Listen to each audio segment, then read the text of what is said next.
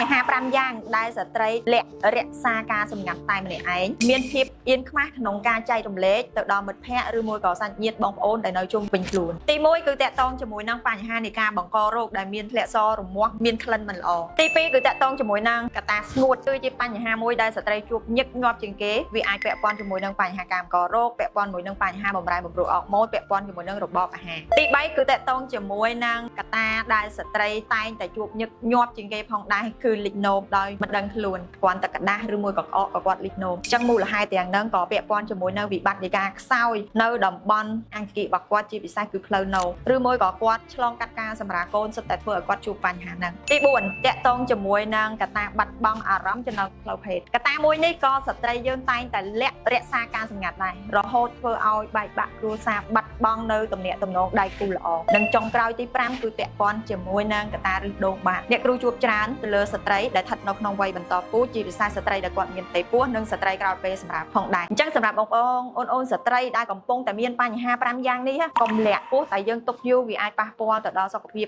រាងកាយរបស់យើងប៉ះពាល់ទៅដល់សុខភាពទាំងផ្លូវភេទទាំងផ្លូវចិត្តតាក់ទងជាមួយនឹងវិបត្តិគ្រួសារផងដែរ